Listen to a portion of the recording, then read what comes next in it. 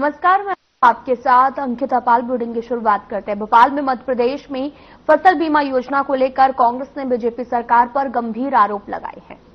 कांग्रेस प्रवक्ता राहुल राज ने कहा कि प्रधानमंत्री फसल बीमा योजना किसानों का सुरक्षा कवच बनने के बजाय अब लूट का जाल बन गई है।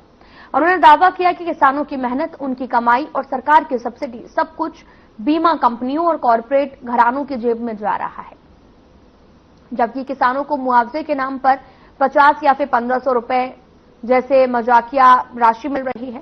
और राहुल राज ने आंकड़े पेश करते हुए बताया कि कई किसानों को तो शून्य मुआवजा मिल रहा है। यहां तक कि कृषि मंत्री एंदुल सिंह के गांव के किसान भी इससे अछूते नहीं हैं।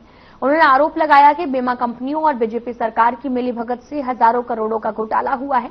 पूरे मामले की उच्च स्तरीय न्यायिक जांच की मांग की है।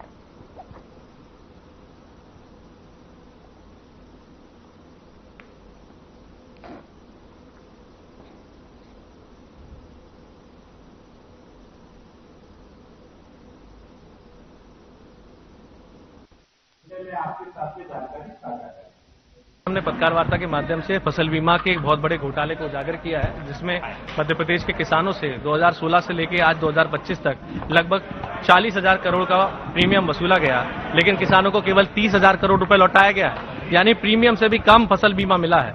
ये आंकड़ों में देखने में आया है कि 2018-19 में किसानों को प्रीमियम से ज्यादा बीमा मिला जब मध्य प्रदेश में कांग्रेस की सरकार थी, लेकिन भारतीय जनता पार्टी सरकार के लंबे अंतराल में किसानों को प्रीमियम से भी कम बीमा मिला है। हम ये आरोप लगाते हैं कि बीमा कंपनियों के साथ मिलकर सरकार जो है जानबूझ के कमीशनखोरी में ये बीमा के आंकड़े कम कर रही है। 2-2 साल तक किसानों का बीमा रोका जाता है। किया जा रहा है उस विषय में आपके साथ जानकारी साझा करें। धन्यवाद विवेक भाई। झाबुआ में वार्ड क्रमांक 13 के माधोपुरा क्षेत्र के रहने वाले अपनी समस्याओं को लेकर जनसुनवाई में कलेक्टर ऑफिस पहुंचे। लोगों का आरोप है कि बीते 20 से 25 सालों से क्षेत्र में वोल्टेज की समस्या बनी हुई है। निवासियों ने बताया कि कम वोल्टेज के चलते पानी की मोटर तक नहीं चल पाती है। कई बार अचानक से अधिक वोल्टेज आने से उनके घरों के इलेक्ट्रिक उपकरण तक जल जाते हैं। वार्डवासियों ने कहा कि विद्युत मंडल में बार बार शिकायत करने के बावजूद कोई समाधान नहीं हुआ, जिस कारण वे मजबूरन जनसुनवाई में आवेदन देने पहुंचे। इस मौके पर वार्ड पार्षद बसंती बरिया, नगर पालिका अध्यक्ष प्रतिनिधि बिट्टू सिंघार और साथ ही पूर्व नगर पालिका अध्यक्ष धन सिंह बोरिया भी वार्डवासियों के साथ मौजूद रहे। क्षेत्रीय लोगों ने प्रशासन से तत्काल समाधान की मांग की है।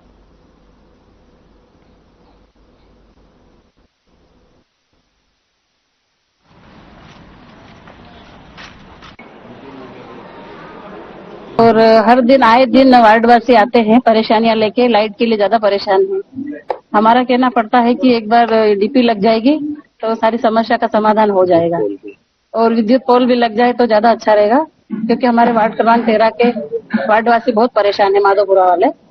तो इनके वोल्टेज की समस्या ज्यादा है, तो इसीलिए ये कम से कम 20-22 साल हो गए हमको शिकायत करते करते, पर ये लोग कोई एक्शन ही नहीं ले रहे। तो हमारा ये कहना पड़ता है कि एक डीपी लग जाए। आज काफी टाइम से वार्ड क्रमांक 13 में बहुत परेशानी थी डीपी को लेके। वोल्टेज का सिंगल फेस वहाँ ना मोटर, ग्रामीण अपने जो माधोपुरा वार्ड के जो निवासी ना मोटर चला पाते हैं। लाइट भी बार बार जैसे फॉल्ट होता है तो उनके घर के फ्रिज कूलर सब उड़ जाते हैं। तो पार्षद महोदय भी यहाँ पर उपस्थित थे, सब लोग आए थे, पार्षद महोदय के पास में भी आए।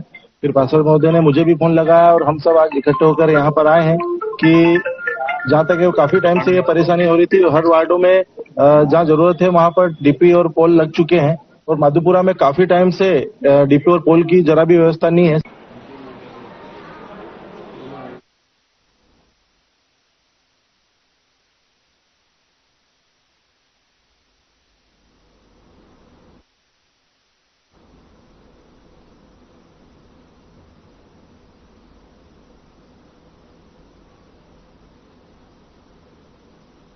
इंदौर में वार्ड 58 के कांग्रेस पार्षद अनवर कादरी की मुश्किलें लगातार बढ़ती जा रही हैं। लव जिहाद फंडिंग केस में पकड़े जाने के बाद अब उनके खिलाफ आर्म्स एक्ट और धोखाधड़ी की धाराओं में नया प्रकरण दर्ज हुआ है। जांच में सामने आया कि कादरी के पास मिली 12 बोर बंदूक का लाइसेंस फर्जी है। कुछ समय पहले अनवर कादरी एक विवाद के दौरान किसी व्यक्ति को धमकाने के लिए बंदूक लेकर उसके घर पर घुस गए थे। इस घटना के बाद में पुलिस ने बंदूक जब्त कर जांच शुरू की है। जांच में पता चला कि लाइसेंस जम्मू कश्मीर के रामबन जिले में जारी किया गया था। कठुआ जिले से उनकी नवीकरणी को भी दिखाया गया, यूआईडी नंबर भी गलत पाया गया। इस मामले में सदर बाजार थाना पुलिस ने अनवर कादरी पर आर्म्स एक्ट और धोखाधड़ी की धाराओं में एफआईआर दर्ज की है। सीबीआई भी कठुआ से बने संदिग्ध लाइसेंसों की भी जांच कर रही है। लगातार दर्ज हो रहे मामलों से राजनीतिक हलकों में हलचल जो है वो तेज हो गई है।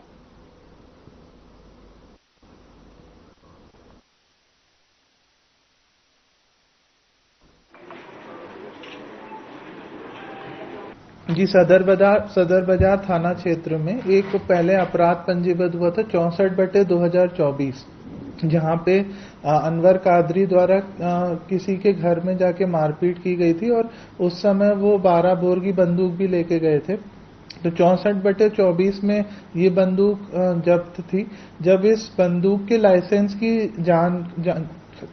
जब इसकी जांच की गई तो ऐसा प्रतीत हुआ कि ये लाइसेंस फर्जी हो सकता है। तो क्योंकि ये लाइसेंस जम्मू एंड कश्मीर से इशू हुआ था, तो यहाँ से जोन 1 से टीम्स को भेजा गया था रामबन जिले और कठुआ जिले में।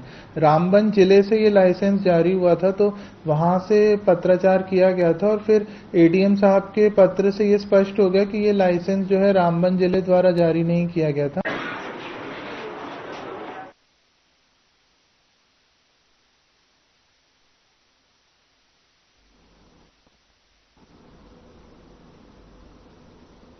इंदौर के चिजाजी नगर पुलिस ने हनी ट्रैप के जरिए ब्लैकमेल करने वाले गैंग का पर्दाफाश किया है। पुलिस ने 3 आरोपियों को गिरफ्तार किया है, जिनकी पहचान पंकज, यश, विजेंद्र के रूप में हुई है। जिसके बाद पुलिस ने कहा कि आरोपी सोशल मीडिया पर युवती की फर्जी आईडी बनाकर लोगों से बातचीत शुरू करते थे और इसके बाद वे पीड़ित को अकेले बुलाकर खुद को उस युवती का भाई बताते, युवती के अचानक गायब होने की कहानी सुनाकर पैसे की मांग करते। इसी तरीके से आरोपियों ने एक फरियादी से 1 लाख रुपए की डिमांड की थी, जिसमें 50,000 रुपए ऑनलाइन वसूलने में सफल भी हुए थे। तेजाजी नगर पुलिस ने कार्रवाई करते हुए 20,000 रुपए की राशि आरोपियों के अकाउंट से फ्रीज करा दी। फिलहाल पुलिस आरोपियों से पूछताछ कर अन्य पीड़ितों और उनके नेटवर्क की तलाश कर रहा है।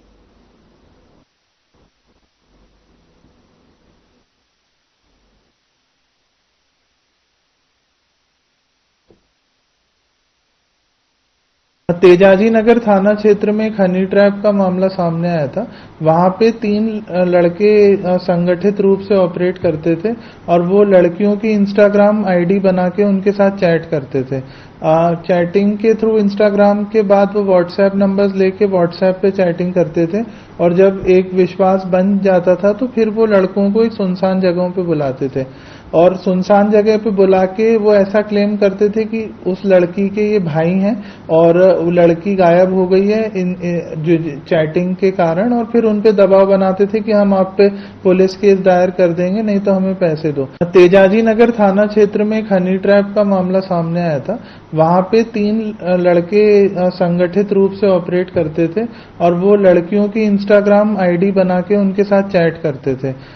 चैटिंग के थ्रू इंस्टाग्राम के बाद वो व्हाट्सएप नंबर्स लेके व्हाट्सएप पे चैटिंग करते थे और जब एक विश्वास बन जाता था तो फिर वो लड़कों को एक सुनसान जगहों पे बुलाते थे और सुनसान जगह पे बुला के वो ऐसा क्लेम करते थे कि उस लड़की के ये भाई हैं और वो लड़की गायब हो गई है जो चैटिंग के कारण, और फिर उन पे दबाव बनाते थे कि हम आप पे पुलिस केस दायर कर देंगे, नहीं तो हमें पैसे दो।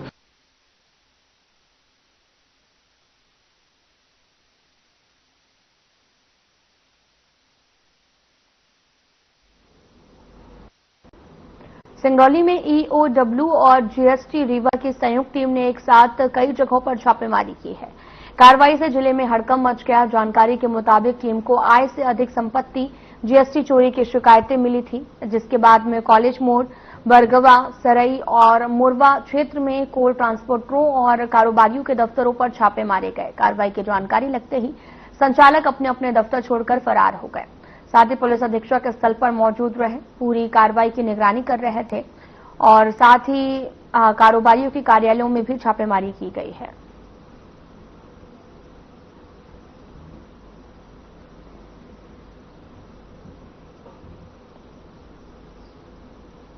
इंदौर के एमवाई अस्पताल में चूहे काटने की घटना के बाद में मेडिकल कॉलेज प्रशासन हरकत में आ गया है। मेडिकल कॉलेज डीन डॉक्टर घनघोरिया ने बड़ी कार्रवाई करते हुए नर्सिंग स्टाफ और अधिकारियों पर तत्काल कार्रवाई की है। 5 कर्मचारियों पर अनुशासनात्मक कदम उठाए गए हैं। पेस्ट कंट्रोल एजेंसी पर 1 लाख का जुर्माना लगाया गया। मामले की जांच के लिए उच्च स्तरीय समिति का गठन किया गया। डीन डॉक्टर अरविंद घनघोरिया ने नर्सिंग ऑफिसर आकांक्षा बेजमिन और श्वेता चौहान को निलंबित कर दिया, जबकि सहायक प्रभारी नर्सिंग ऑफिसर कलावती बलावी को कारण बताओ नोटिस जारी किया गया। इसके अलावा प्रवीणा सिंह सहित सर्जरी विभाग को भी शो कॉज नोटिस दिया गया है।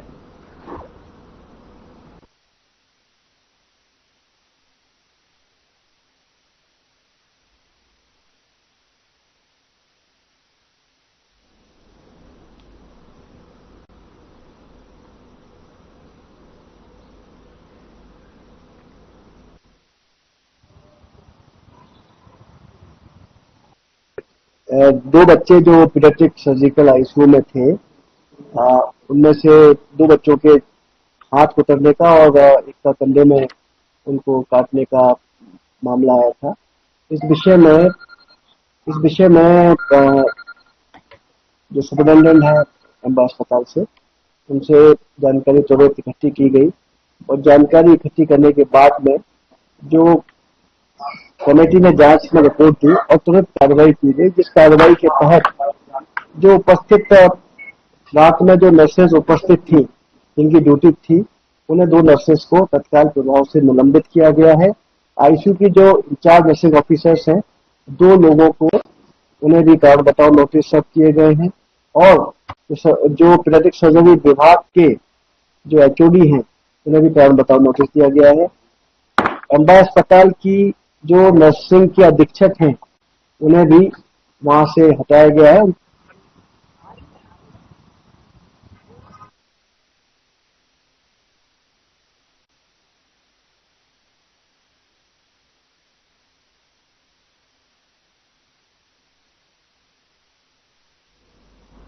उज्जैन में महानंदा नगर स्थित एसबीआई बैंक में चोरी की सनसनीखेज वारदात हुई है। चोरों ने बैंक और लॉकर के ताले तोड़कर जो है वो करीब 2 करोड़ रुपए का सोना और 8 लाख रुपए नगद पार कर दिए हैं। जानकारी के मुताबिक सुबह बैंक के कर्मचारी पहुंचे, शटर और लॉकर को खुले हुए मिले हैं। एसपी प्रदीप शर्मा मौके पर पहुंचे, जांच शुरू कर दी गई। सीसीटीवी फुटेज खंगाले गए और 2 बदमाश नजर भी आए, जिनकी तलाश के लिए पुलिस की अलग अलग टीमें गठित की गई हैं।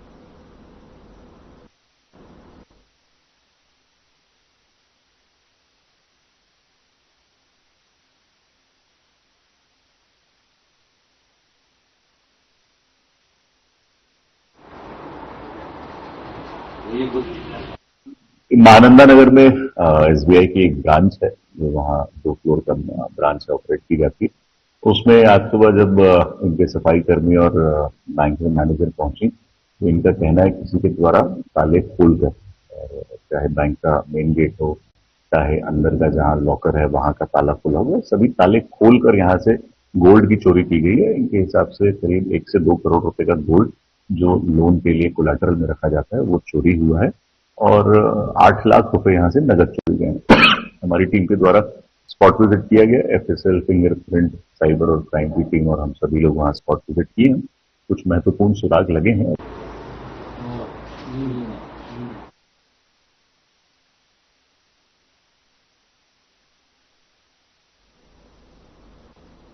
इंदौर में पुलिस ने डकैती की योजना बना रहे 4 आरोपियों को गिरफ्तार किया है। द्वारकापुरी, चंदन नगर थाना पुलिस की संयुक्त कार्रवाई की गई और साथ ही पकड़े गए आरोपी देवास और रतलाम जिले के कंजर डेरों से जुड़े हुए बताए जा रहे हैं। पुलिस को सूचना मिली थी कि कुछ लोग आकाश नगर स्थित पेट्रोल पंप पर डकैती डालने की तैयारी कर रहे हैं। इस पर पुलिस ने दबिश दी, 4 आरोपियों को घेराबंदी कर पकड़ लिया। पूछताछ में आरोपियों ने अपने नाम जितेंद्र जागरण उर्फ चीकू, नवीन चौहान, संजय पिता राजाराम जायसवाल बताया है। आरोपियों के पास से एक कार, लोहे की रॉड और तलवार सहित पैकेट बरामद हुए हैं और फिलहाल फरार आरोपियों की तलाश जारी है।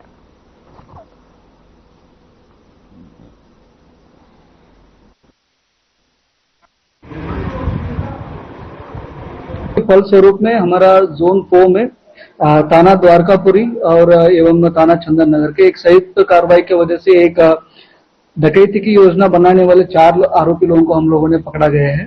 उसमें ये घटना ऐसा था, ये 1 सितंबर को हमको एक मुखबिर द्वारा एक सूचना मिलती है, 4-5 लोग संदिग्ध लोग यहाँ पे द्वारकापुरी क्षेत्र में ये लोग घूम रहे करके, उसी मुखबिर के सूचना पर हम लोगों ने चंदन नगर और द्वारकापुरी की एक संयुक्त टीम बनाते, उसके टीम के द्वारा यहाँ पे मौके पर पहुंचने के बाद हमारा आकाश नगर है इंदौर में क्षमा petrol pump scheme number 71 Indore पर ये लोग डकैती करने के लिए प्लान कर रहे थे और इनको हम लोगों ने एक बार चेक करने के बाद हमको वहां पे उनके तरफ से एक मारुति सुजुकी का एक इको कार भी अवेलेबल हुआ उनकी तरफ से, और उसके अलावा इनके पास बहुत सारे दरदर हथियार भी थे और मिर्ची पाउडर भी थे।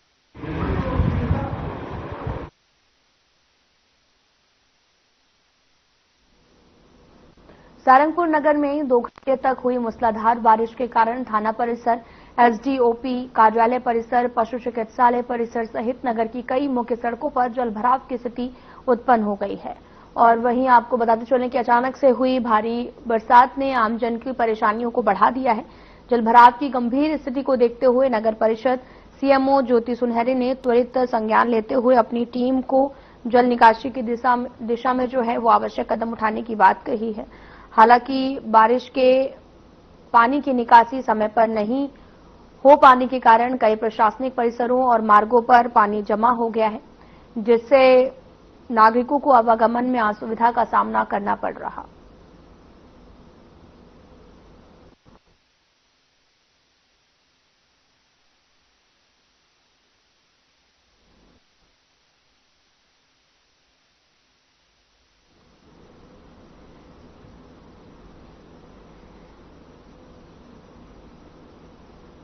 डबरा में शहर के बीचों बीच निकले रेलवे ओवरब्रिज से छलांग लगाकर महिलाओं ने खुदकुशी कर ली है। महिला ने तीसरी रेल लाइन के ऊपर कूदकर खुदकुशी की है और आरपीएफ और स्थानीय सिटी पुलिस मौके पर पहुंचे इस मामले की जांच में जुटी हुई है।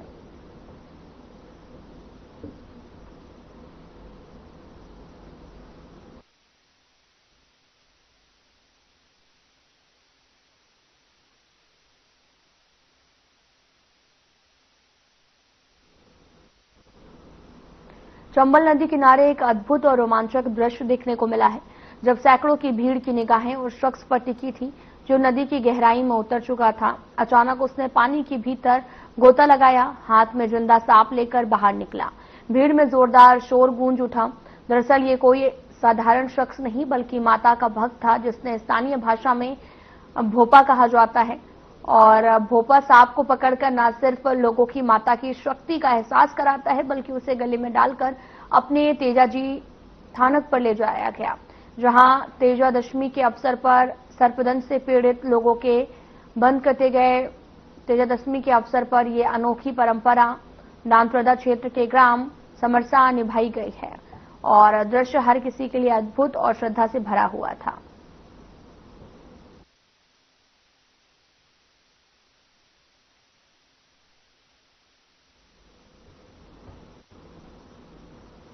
श्योपुर जिले में शिक्षकों के अटैचमेंट के मुद्दे पर न्यूज की लगातार कवरेज का असर हुआ है। आदिम जाति कल्याण विभाग ने बड़ा कदम उठाते हुए अटैचमेंट व्यवस्था समाप्त कर दी है और बीते 10 महीने से इस मुद्दे को प्रमुखता से उठाया गया। इसी क्रम में उन्होंने विभाग के सहायक आयुक्त राकेश गुप्ता से चर्चा की, जिसके बाद राकेश गुप्ता ने जल्द कार्रवाई का आश्वासन दिया। अब सहायक आयुक्त ने आदेश जारी कर दिया है। विभाग अंतर्गत संचालित शैक्षणिक संस्थाओं में विगत सत्रों में किए गए सभी शिक्षकों के अटैचमेंट तत्काल प्रभाव से समाप्त किए गए हैं। आदेश में कहा गया कि शिक्षकों को संकुल प्राचार्य कार्यमुक्त कर पालन प्रतिवेदन उपलब्ध कराना सुनिश्चित करें।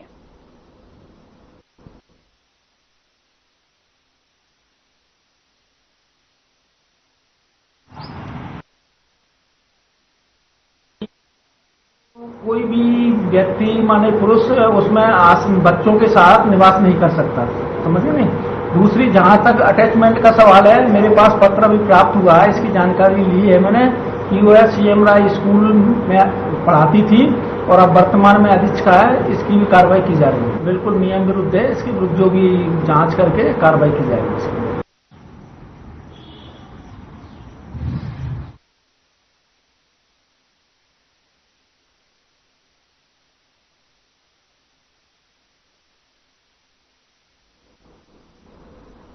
रोटरी क्लब ऑफ सेंधवा द्वारा समाज सेवा की दिशा में एक और सराहनीय पहल करते हुए आपको बताते चले कि ग्राम सिलदड़ स्थित आशापुरा मंदिर निवासी राधिका रुपेश शर्मा को सिलाई मशीन प्रदान की गई। राधिका वर्तमान में किसी भी प्रकार की आय के साधन से वंचित थी। अपने परिवार के भरण पोषण के लिए संघर्ष कर रही थी। महिला ने रोटरी क्लब से सिलाई मशीन की मांग को लेकर आवेदन किया था। जांच के दौरान ये पाया गया कि राधिका को सिलाई का पूरा ज्ञान है और वे इस कार्य से आत्मनिर्भर बन सकती हैं। इस पर क्लब के सभी सदस्यों ने एकमत होकर उन्हें नई सिलाई मशीन देने का निर्णय लिया है और अब वे मशीन के माध्यम से अपने परिवार का जीवन यापन। रोटरी क्लब सेंधवा द्वारा पहले भी 2-3 मशीन सिलाई मशीन दे चुके हैं। सिलाई मशीन देने का उद्देश्य है कि जिसको जीविका के लिए जरूरत है उनको देखकर उनको तलाश कर फिर मशीन दी जाती है ताकि उनकी जीविका में सहयोग प्राप्त हो। तो आज हमारी ओर से जो जरूरतमंद को एक मशीन जरूरत थी तो हम आज दे रहे हैं और आगे भी कोई अगर जरूरतमंद दिखेगा तो हम मशीन देते रहेंगे।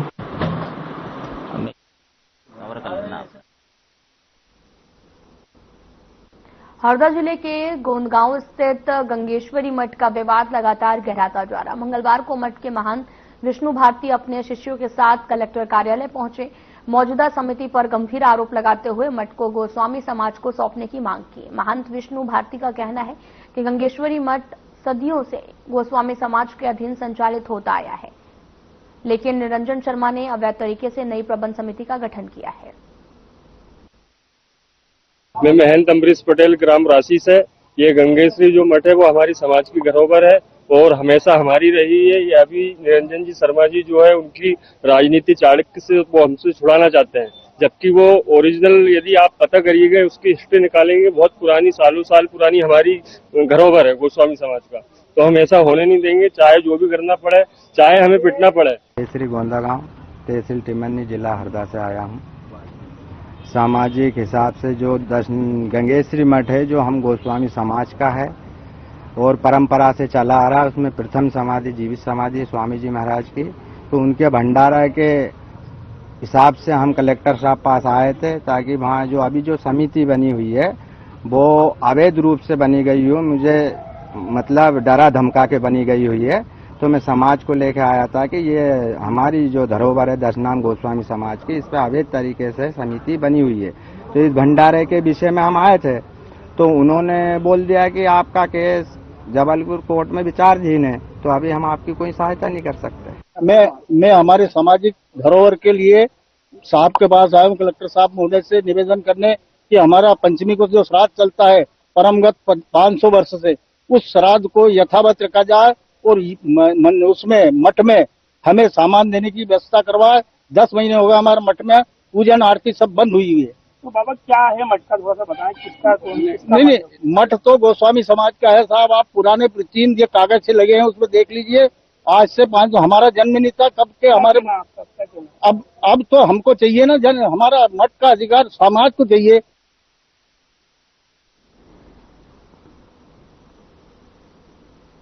महेश्वर में लोक देवता एवं जाट समाज के आराध्य देव सत्यवादी वीर तेजाजी महाराज की दशमी के पावन पर्व पर मंगलवार को भक्तों का भारी जनसैलाब उमड़ा। मंदिरों में सुबह से श्रद्धालु दर्शन पूजन के लिए ग्राम माल्याखेड़ी, कोगावा, भिकालखेड़ी और जामान्या के भंडारे का आयोजन हुआ।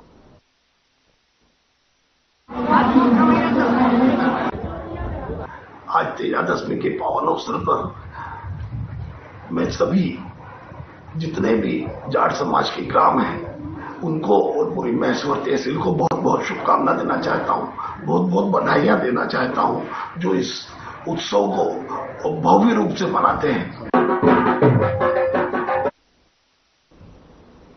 सावेर में लोक देवता श्री तेजाजी महाराज की दशमी का पर्व पारंपरिक श्रद्धा और उत्साह के साथ मनाया गया। इस मौके पर तेजाजी चौक और आसपास के मंदिरों में पूजा अर्चना और मेले का आयोजन किया गया।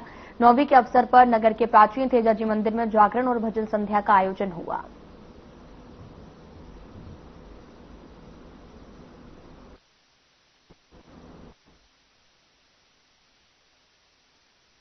तेजाजी महाराज में सालों से परंपरा है निशान चलाने की, और जो भी अपनी मनोकामना होती है, जो अपने को जो भी चाहिए बाबा वो सबकी मनोकामना पूर्ण होती है। हमने भी हमारी मनोकामना पूरी हुई, जो आज बाबा ने स्वीकार करी है, हमारी मनोकामना पूर्ण हो गई। तो अब ये साल लेके आ रहे हैं, तो 5 साल में चढ़ाता है, 10 साल में चढ़ाता है, अपने अपनी मन्नत के हिसाब से।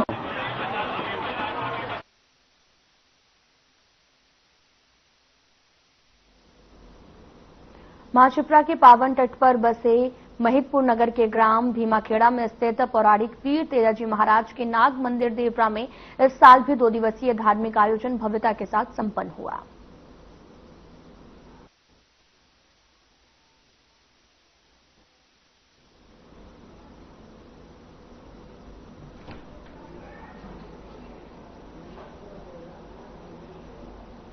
लाभ में इतना ही। नमस्कार।